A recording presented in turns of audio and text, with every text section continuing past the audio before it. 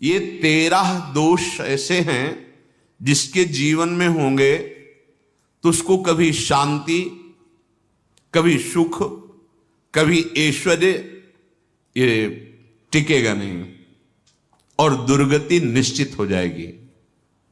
बहुत ध्यान से सुने। एक श्लोक में 6 दोष और दूसरे श्लोक में 7 दोष। उपासक को कभी इन दोषों को अपने अंदर टिकने नहीं देना चाहिए।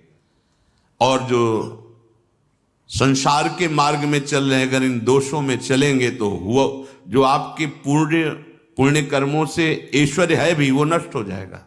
आप दुख, चिंता, शोक से ग्रसित होकर बड़ा दुख में जीवन व्यतीत करेंगे और आपकी गति बिगड़ जाएगी, दुर्गति हो जाएगी। विकत्थनः स्पृहायुर्मनस्वी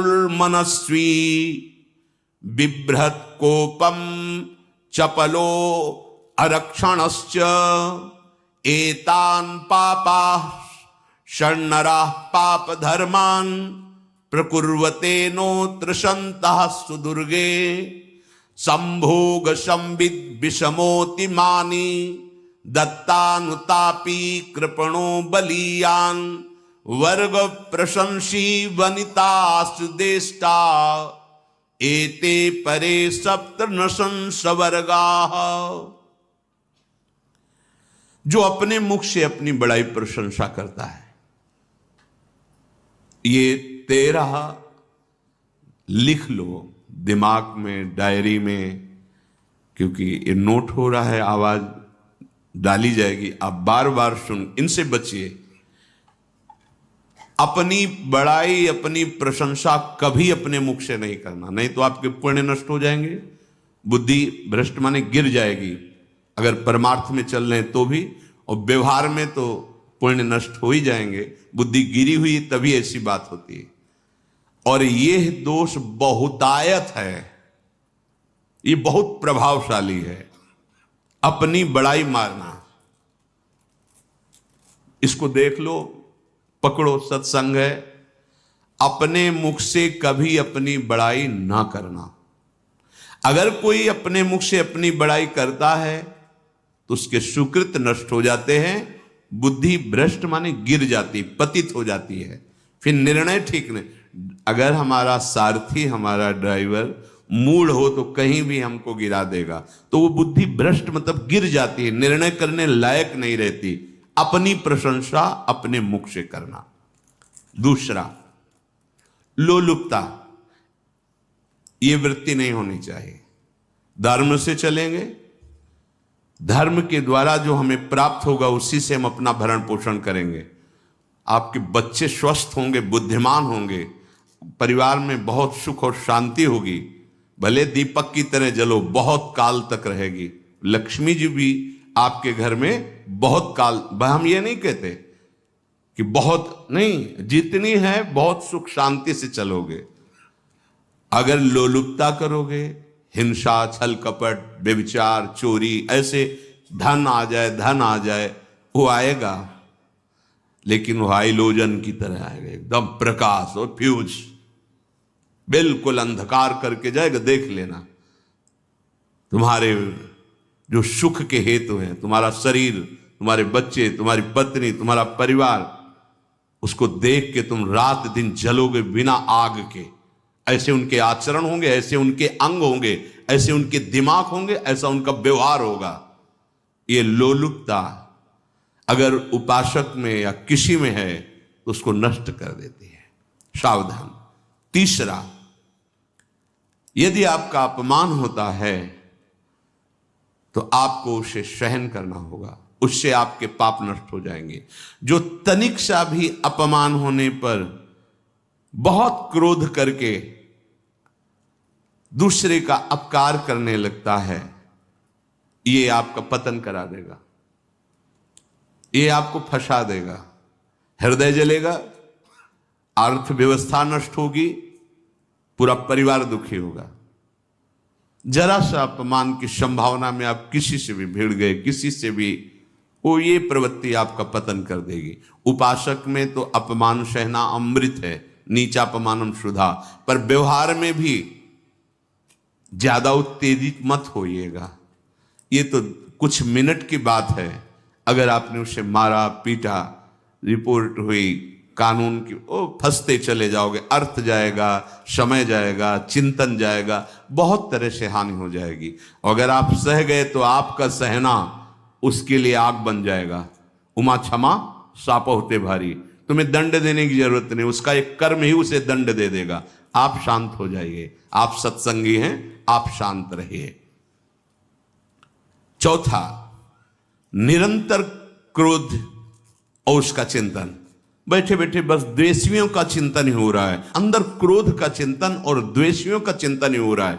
द्वेष भरी बातें, द्वेष भरे क्रियाएं, उन्हीं का चिंतन करके जलते रहना क्रोध से। उपासक को तो क्रोध करना ही नहीं चाहिए, बहुत शांत। ठीक है, अभ्यास में कभी क्रोध हो सकता है, उसको फिर समन करो, अंदर से प्रायश्चित जैसा कि अब गलती हुई, आगे नहीं करेंगे। और व्यवहार में भी क्रोध को आप पीना सीखें। अगर बार बार आपका क्रोध प्रकट होता ही रहेगा, आपका स्वभाव बिगड़ जाएगा, आपके पुण्य नष्ट हो जाएंगे और आपका जीवन नष्ट हो जाएगा। देने वाला उतना दे देगा, आपको आनंदित रहो। पैसा खर्चा, सब पूरे जीवन का विध्वंस मचा दिया क्रोध ने। कहीं भी आप देखो, किसी से क्रोध करके देखो, फिर देखो तुम्हारा भजन चल रहा है, तुम्हारी वो आनंद वृत्ति है नहीं, जलोगे और वो जलन और गुस्सा दिलाएगी और वो बैठे बैठे जलोगे नहीं। ये क्रोध जो है, ये चाहे व्यवहार में हो चाहे परमार्थ में, दोनों की हानि करने वाला है। और आश्रित जनों की रक्षा ना करना। अगर कोई भाग कर आपके पास आ गया है, कोई पशु पक्षी या कोई मनुष्य, आपको चाहिए कि अब चाहे हमारे पहले प्राण जाएं, उसकी रक्षा करेंगे। सीवी जैसे तो कोई बिरले ही होते हैं, पर इतना जरूर ध्यान रहे, जैसे कोई पशु पक्षी किसी भय से आपके सीमा के अंतर्गत आ गया है, अब उसकी रक्षा करनी है आपको।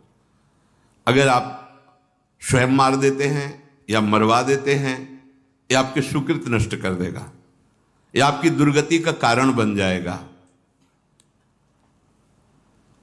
और जो पाप कर्म उत्साहित होकर करते हैं, उपासक को तो बहुत सावधान रहना चाहिए, पर व्यवहार में भी जो नहीं करना चाहिए, अगर वो पाप कर्म आपके द्वारा मन में प्रेरित हो रहे हैं, संकल्प बन रहा है, क्रियाएं हो रही, दुर्गति पक्की, पुण्य नष्ट हो जाएंगे, दुख अशांति बढ़ती चली जाएगी, कभी शांति नहीं प्राप्त कर पाएंगे। ऐसा नहीं कि जो मन में आवे सो करे। पापाचरण निडर और उत्साहित होकर करना, अगर ऐसे लक्षण है, निश्चित दुर्गति होती है। ये 6, अपनी बहुत बड़ाई करने वाला अपने मुख से, लोलुपता, तनिक से अपमान में सहन ना करने वाला, निरंतर क्रोधी और आश्रित जनों की रक्षा न करने वाला, और निडर हर्षित होकर पाप कर्म करने वाला। दूसरे श्लोक में 7 है, 6 ये 7। 1, संभोग का ही चिंतन करना, संभोग में ही मन लगाना, संभोग दूसरी स्त्रियों के साथ करने की भावना रखना। संभोग पहला है, संभोग। रात दिन बैठे बैठे बस यही चिंतन करना, गंदी बातों का, गंदी बातें देखना, गंदी बातें सुनना, गंदी बातों का चिंतन करना। फिर अन्य माताओं बहनों के प्रति काम दृष्टि से देखना, कोई आ जा रही है तो दृष्टि से, काम भाव से देखना, भोग बुद्धि से देखना, निश्चित पुण्यनाश दुर्गति। बड़े बड़े उदाहरण इतिहास में हैं जिन्होंने ऐसा दृश्य नेत्रों से देखने की चेष्टा की, मन में संकल्प किया भोगने का, नष्ट हो गए, चाहे वो कितने बड़े प्रतापी हो। ये दुर्योधन कोई साधारण थोड़ी है, भगवान व्यास देव जी के द्वारा ही तो लो, भगवान व्यास देव जी ही इसकी उत्पत्ति का कारण है। आप देखो, इतने महान पुलस्त जी ही उत्पत्ति का कारण है रावण की। बस ये ऐसे दोष हैं जिनके कारण जीव नष्ट हो जाता है। ठीक है, धर्मयुक्त काम भगवान ने आदेश किया है, आपका पाणिग्रहण संस्कार हो गया है, संतानोत्पत्ति की भावना से कुछ पवित्र तिथियों का त्याग करते हुए चर्चा में हुई है। एक नियम है, एक आदेश है शास्त्र का। आप बहुत काम प्रवृत्ति वाले हैं तो प्रत्येक मास में जब माताएं बहनें पवित्र हो जाती मासिक धर्म से, तो जिनका पाणी ग्रहण आपने किया, जो पत्नी स्वरूप है, वो ठीक है। वहां भी बार बार के लिए व्यभिचार प्रवृत्ति के लिए शास्त्र आदेश नहीं करता, संयम पूर्वक, और उसका चिंतन नहीं करना। पाणी ग्रहण संस्कार है, घर में विराजमान है, एक संयम एक नियम के अनुसार उसका चिंतन तो फिर भ्रष्ट कर देगा। चिंतन प्रभु का करना है, चिंतन प्रभु की सेवा जो आपके कर्तव्य, इसके चिंतन से बचो। घातक है, बहुत बड़ा जहर है। अगर विषय चिंतन होने लगा तो मरोगे, जिंदा जलोगे, दुर्गति भी होगी। ये अंदर की जो आग है ना, कामाग्नि, ये इतनी बढ़ती चली जाएगी, तुम्हारे होश खराब हो जाएंगे कि मुझे क्या करना चाहिए, क्या नहीं करना चाहिए। कोवा मदांधो मदनातुरोमा, अंधा हो जाएगा, नहीं दिखाई देगा अनुजा तनुजा क्या है कौन है, कुछ नहीं, भ्रष्ट बुद्धि। संभोग का चिंतन नहीं। धर्मयुक्त काम आदेश है शास्त्र में। यदि आप प्रवृत्ति मार्ग में हैं तो अपनी पत्नी को जो पाणी ग्रहण स्वीकार किया है, वहां भी पवित्र तिथियों का त्याग करते हुए, एकादशी है, रामनवमी है, नव दुर्गा है, जन्माष्टमी है, राधाष्टमी, जो पवित्र तिथियों का त्याग करते हुए, और ऐसे जो मर्यादाएं हैं उसके अनुसार, और कहीं पराई स्त्री के साथ संभोग की बात निश्चित दुर्गति पक्की है। ऐसे ही माताओं के लिए है, स्त्री शरीर के लिए है। यदि वो ऐसी गलत चेष्टा, तो पतिवंचक परपति रति करई, रौ नरक कल्पसत परई। ये भोग चिंतन से बचने की चेष्टा कीजिए तो क्रिया से अपने आप बच जाएंगे। क्रिया के पहले चिंतन होता है, चिंतन से ही क्रिया का आवेश आता है। चिंतन संभालिए, इसी से भगवत प्राप्ति होती है, चिंतन से, और इसी से दुर्गति भी होती है। अनन्यस चिंतयन्तु माम, भगवान चिंतन करें, मेरा करो, कर्तव्य कर्म मेरे को समर्पित करो। अब जब चिंतन संभोग का होगा तो बुद्धि भ्रष्ट हो जाएगी। ये जो राक्षसी प्रवृत्तियां सुनने को मिलती है ना, कि ऐसा हुआ, वो देखा सुना और चिंतन किए, अब इतनी राक्षसी वृत्ति आ गई कि बस अब उनमें और राक्षसों में कोई अंतर नहीं रह गया। दूसरा, विषमता रखने वाला, सबके साथ बर्ताव ऐसा कि मैं बहुत श्रेष्ठ हूं और दूसरे सब नहीं, ऐसा व्यवहार नहीं। सब भगवत स्वरूप हैं, समान व्यवहार। जैसे आपके भोजन है तो जो आप पा रहे हो वही सबको दीजिए, बैठने की व्यवस्था, उठने की व्यवस्था, क्रम बाय क्रम, पर उसको भी नीच भाव से मत देखिए। उस कोटि का उसको प्यार दीजिए, दुलार दीजिए, सम्मान दीजिए। इतनी विषमता न फैलाते रहें अपने जीवन में कि आप सबके निंदा के पात्र बन जाए। विषमता नहीं, सबको प्यार। हाँ ठीक है, पुत्र का अलग प्यार है, भाई का अलग प्यार है, पिता का अलग प्यार है, पर हमारा व्यवहार प्रीति युक्त होना चाहिए, विषमता भरा नहीं होना चाहिए। अगर हमारे चित्त में विषमता ही रही तो संसार है, प्रभु नहीं है। जीत विषम संसार कीर्ति जग बिस्तरे। जो विषमता पर विजय प्राप्त कर लेता है वही भगवत प्राप्ति का अधिकारी। ये विषमता बहुत बड़ी हानि है। तीसरी बात, अत्यंत मानी होना। जहां आपके प्राण कमजोर होंगे, पुण्य नष्ट होगा, आयुश्री सब नष्ट होना है, ऐसे आचरण करवाएगा गुरुजनों के साथ, महापुरुषों के साथ। ये बहुत नीच प्रवृत्ति है। अत्यंत मान प्रियता, मुझे सम्मान मिले, उत्तम प्रवृत्ति है। सबको मान देना, स्वयं अमानी रहना। चौथा, दान देने की बात कह के मुकर जाना या दान देकर पश्चाताप करना।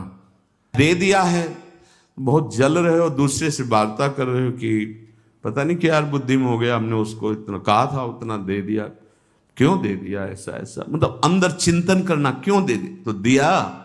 इसके बाद जो आपका ये जलन हो रही, पश्चाताप, सुकृत नष्ट हो रहे हैं। दान देकर पश्चाताप करना या दान देने की बात कह के मुकर जाना। जैसे आपने कह दिया आपको इतना इतना ऐसा, अब आप मुकर गए, ब्याज सहित तुम्हें देना होगा, ये तुम्हारी दुर्गति का कारण बन जाएगा। ऐसे ही नहीं बोलना चाहिए, बहुत होश से। वाणी एक अमोल है, जो कोई बोले जान, ये तराजू तौल के तब मुख बाहर आन। पांचवा, अत्यंत कृपण होना। ना परिवार को सुखी कर पा रहा, ना अपने को सुखी कर पा रहा है। एक एक सिक्का बैंक में जो मर गया। धन की वास्तविक गति यही है कि अपने परिवार को खूब उसकी अनुकूलता प्रदान करो, उसमें से कुछ हिस्सा किसी ऐसे को जिससे तुम्हें बदले में कुछ लेने की भावना ना हो। कोई साधु महात्मा, गाय, पशु पक्षी, किसी भी जीव बीमार है शरीरधारी, उसके जिससे कुछ कभी लेने की भावना ना हो, एहसान की भावना ना हो। सो धन धन्य प्रथम गति जाकी, धन्य हो गया उसका धन। अब वो कृपण का धन किसी काम में ना स्वसुख, ना परिवार के सुख, ना धर्म कार्यों में, व्यर्थ जीवन चला गया। उसी धन का चिंतन करना, उसी का संग्रह करना और उसी की रक्षा करते करते शरीर छोड़ देना, तो चिंतन बिगड़ गया। तो कह रहे हैं जो कृपणता है और अर्थ और काम की प्रशंसा, उसी की चर्चा, उसी का चिंतन, रुपया और भोग, उसी की चर्चा कर, जहां बैठे रुपया की चर्चा, भोग की चर्चा, जहां एकांत में बैठे उसी का चिंतन, कैसे रुपया बढ़े, कैसे भोग मिले। और अगर अवसर मिला तो रुपया अधर्म से आवे चाहे धर्म से, उसको इसकी कोई परवाह नहीं। भोग चाहे धर्म से हो चाहे अधर्म से, जिसका अर्थ और काम भोग ही चिंतन है वो धर्म नहीं। जिसका धर्म चिंतन का विषय है तो अर्थ और काम भी ऐसा होगा जो मोक्ष प्रदान करने वाला हो। धर्म, अर्थ, काम, मोक्ष। और जो बालक, स्त्री, पागल, असहाय, जो इनकी रक्षा न करके इनकी हानि करता है, दुर्गति निश्चित है।